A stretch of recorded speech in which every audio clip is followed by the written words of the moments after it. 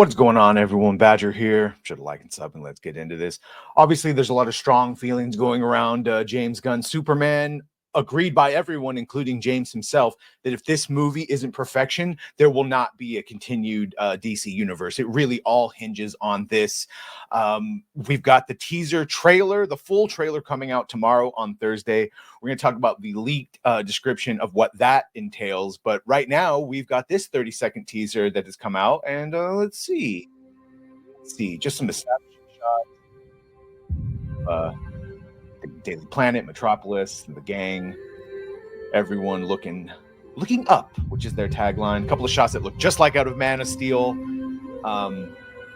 This is fine. A lot of people saying this looks CW-ish. We'll have to see. I'm not a fan of the blue filter it looks like they have, but it's just a couple of quick shots. So yeah, that looks right out of Man of Steel. But again, shooting Superman in live action, going straight up into the sky is probably going to have a lot of overflow. Okay, so there, it just restarts. So that's that. That's just to get the whistle wetted, so to speak. Hold on, let me put that right there.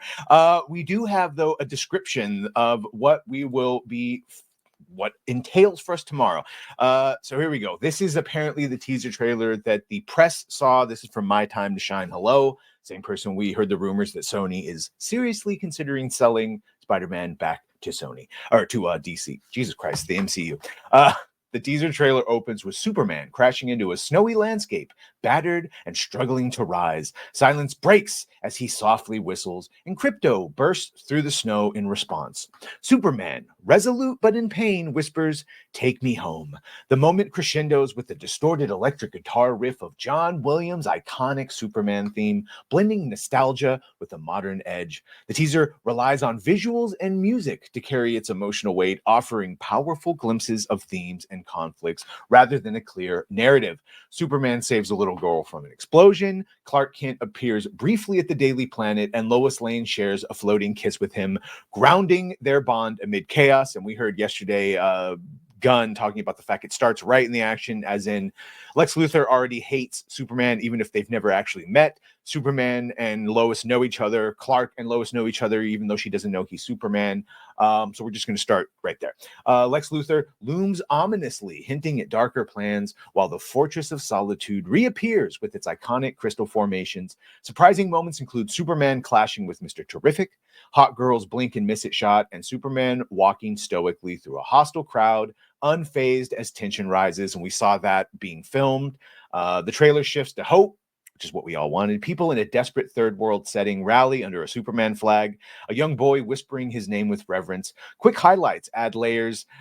Nathan Fillion's Green Lantern exudes charisma, which is, I guess, what you want. I don't know if that's Guy Gardner, but yeah. And then last but not least, the teaser ends on... Oh, excuse me. A heartfelt porch moment with Pa Kent reveals Superman's humanity. The teaser ends on a quiet yet powerful note. Superman and Lois stand together, hand in hand, looking toward the sky, embodying love, trust, and hope.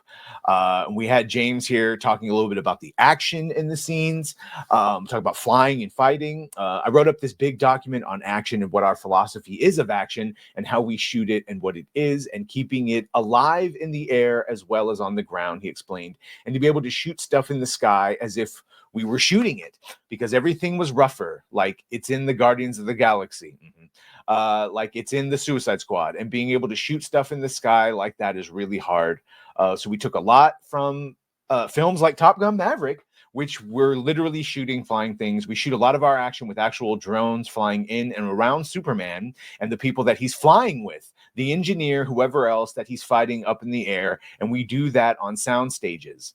We got these really small, crazy drones now. We've got some of the best flyers in the world who are here working with it. I mean, that's cool. That's like a practical effect up in the air. And then just a little bit about why they removed the legacy. We go into this room with me and all the department heads, and we say, let's say this movie is a colossal fuck up. We find out 2 years from now, when the movie comes out, it goes terribly wrong. What are we doing right now that we're not talking about, that we're doing this, making this movie wrong. That's an interesting way to go about it.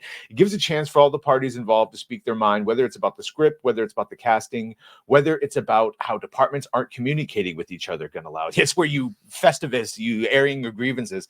Everybody is allowed, from transportation to whatever, they're allowed to say what they think, and I found it extremely helpful. It was during those conversations the DC Studios co-CEO concluded that Superman Legacy might give the audiences the wrong idea about what he was hoping to achieve with this movie. One of the things was, I thought maybe the title had a looking back feeling about it, and this isn't about looking back, this is about looking forward. When you see the movie, you'll understand where Legacy comes from, because it is, again, it's about Clark and his relationship to the script and whose legacy is he really. While Superman may not be looking backwards, Gunn is paying homage to the Man of Steel's class. Yeah, and you get the idea. And then, of course, the underwear is the big thing, is that was a David Corenswet's idea that people would be afraid of Superman, specifically children. And so he dresses that way to put them at ease. Now, that might be true for Batman. That's one of the reasons he had Robin, is because for the children to not scare the shit out of them. But I don't think anyone was in danger of being afraid of a man in a bright blue and red suit, regardless if there was underwear and he doesn't wear a mask. That's really what it is. He doesn't need to wear underwear to disarm. It's the fact that Superman doesn't wear a mask. People can see his face. That's what disarms them. But it's fine, whatever. You can just say you like the fucking red underwear. You don't have to come up with a weird excuse for a grown man to be wearing it outside his pants. Either way, let me know what you think about all this. Are you excited at all? Did Creature Commandos kill it?